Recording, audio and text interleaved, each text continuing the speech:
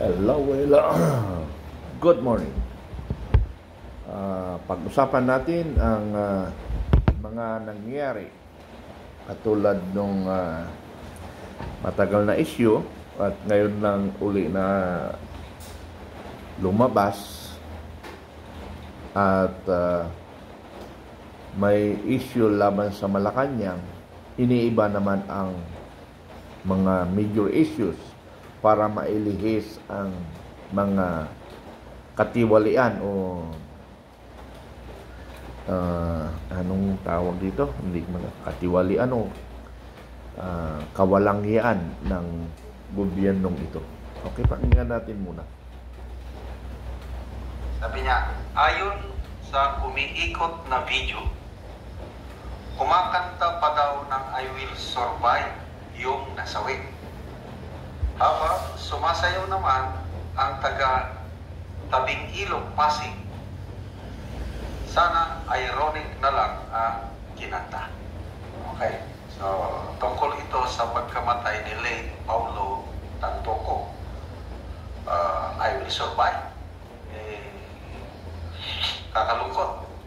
Dahil ang iba, lahat nag-survive, maliban lang sa isa. Diba?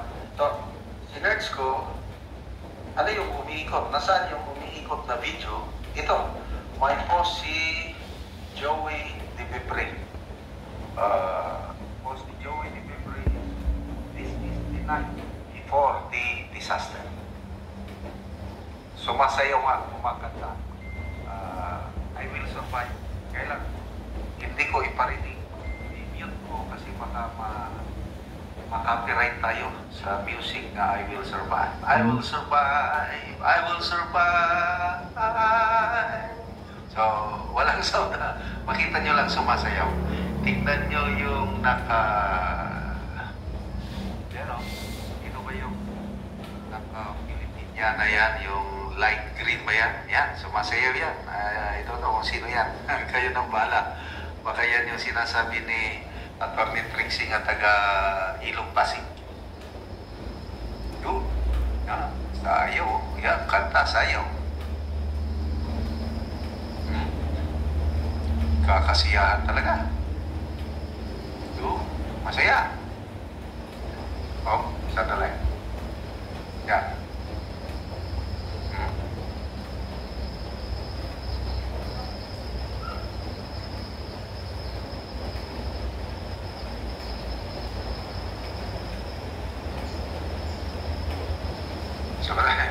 Isa na lang. No? I don't know kung authentic ba itong video na ito. Basta ipinost ni Joey Dipipre. Hello mga tropa! We're in a good celebration pa rin ng PNP. Kaya naman Sandali sabi lang. nga sa PNP at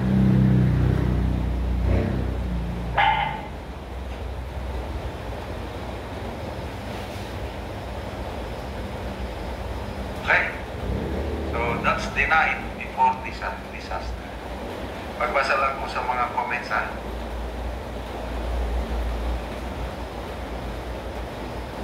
Ito, may mga pictures na ipinost ni Joey Dipipre. Japana Jessa, sabi niya, sa family ni Tantoco, tiko, bibig kayo, okay lang pa sa inyo dahil, hindi ko na lang basahin. Igalang na lang natin yung pamilya kasi nga, hindi na sila nagsalita.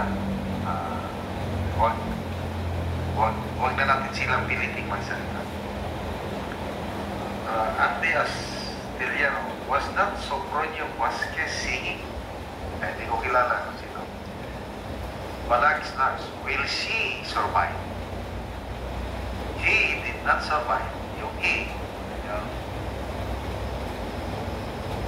namatay, will she? Ito maganda. Destination Dreamscapes. This is where your taxes go. Official trip ito. Government-sponsored activity. Pera natin ang ginastos ng interrupts. Tapos sasabihin ng PCO secretary. Tinanong siya kung anong masasabi niya sa nangyari. No comment dahil this is a personal matter. Ano ba yan? Ito, mayroon. Ito, pakinggan natin ha. Yung sabi ng PCO secretary. Lang po kay first thing dito sa Nagtapos death. Nagtapos niya. Yes po. That's a private matter. I cannot comment on that. Sama. Sa tingin niyo po, sir, part ng fake news yung pag-i-involve po kay first thing dito sa Nagtapos death. Nagtapos niya. Yes po. That's a private matter. I cannot comment on that. Sama. Sa tingin niyo po, sir, part ng fake news yung pag-i-involve po kay first thing dito sa Nagtapos death. Nagtapos niya. Yes po. That's a private matter. I cannot comment on that. Agree ba kayo? Na yung si Mr. Hindi siya po okay. Yung pagkamatay niya, hindi yun. Personal matter. Kaya lang, di ba napasama siya sa entourage ng first lady? Common.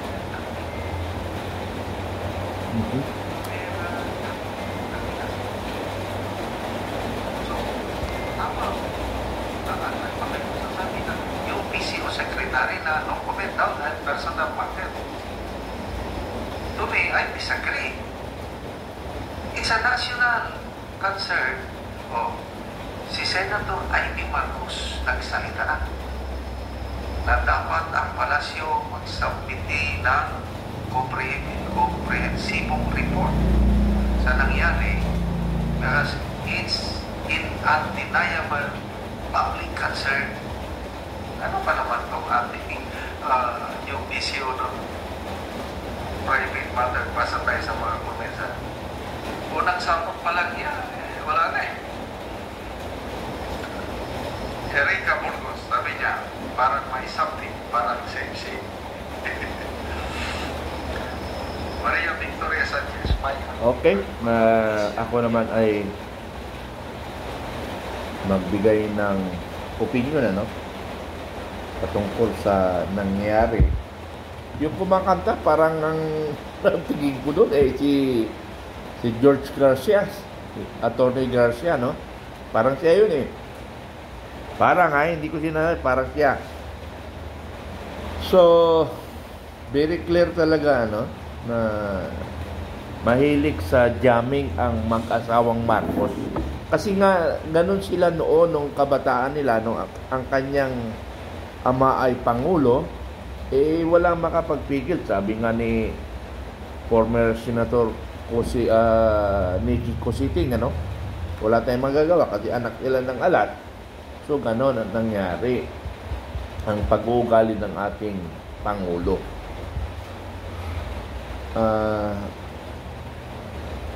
Wala lumaki siya na luko-luko. Hindi, luko-lukong mayaman ba? Yung bang H.E. Gulaki. Kaya alam niyo sa totoo lang, nung eleksyon, walang pera ang Marcos, totoo lang. Walang kapira-pira. Nung vice presidential election, wala ring pera siya. Yung mga nagkakampanya, gumastos. Pati nga si President Colonel Samonte, gumastos rin siya sa nung panahon ni nung kanyang pagtakbo ng vice president. At si late Colonel Gamos, sabi niya, sir, nung presidential election, nung kami na, sa cabinet period ng presidential, sir, baka mabudol na naman tayo niyan. Gagastos tayo, tapos hindi naman tayo masuklian. Useless rin. Kilala natin sir, hindi, sabi ni Colonel Samonte, iba na ngayon.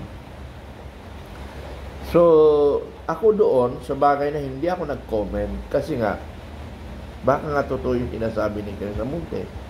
Pero nung pagdating ng 6 months, ang dami ko nang na-receive ng mga followers ko na sumuporta kay Bongbong Marcos na 6 million more or less. Sir, nabudol tayo.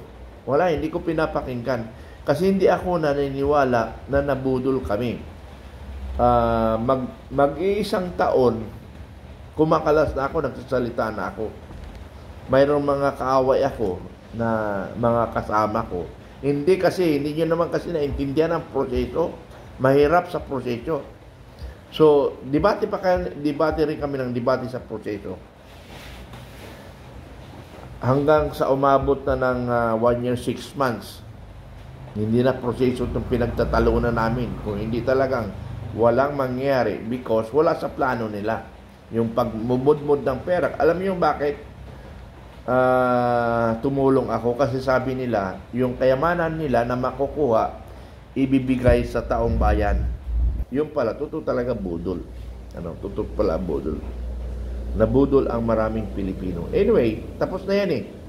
Ang atin sana, tayong mga Pilipino na naniniwala sa katotohanan, kumilos tayo. Hindi para against Marcos. Kumilos tayo para sa ating mga apo sa apo. Kasi kung hahayaan lang natin ito, the next president, ganun pa rin yan. Kung sakaling matino yung presidente na papalit, marami rin siyang babayaran ng utang. Kasi inutang na ng Marcos. So, ang ating ngayon nilalabanan, yung ating apo na hindi nila maranasan ang ganitong pangyayari. Na ganitong pangyayari. Kaya nakikiusap ako sa sambayanang Pilipino, magising kayo para sa katotohanan. Kayong kasama ko sa Marcos, ituloy nyo kung mga bulag at bingi kayo. Wala tayong magagawa kasi bulag at bingi kayo. Now, kung talaga naniniwala kayo kay Marcos, suportahan nyo, ipaliwanan nyo, i-explain nyo ano ang nagawa ng Marcos sa loob ng 3 taon na 6 trillion ang kanyang inutang. Ipaliwanag nyo yun.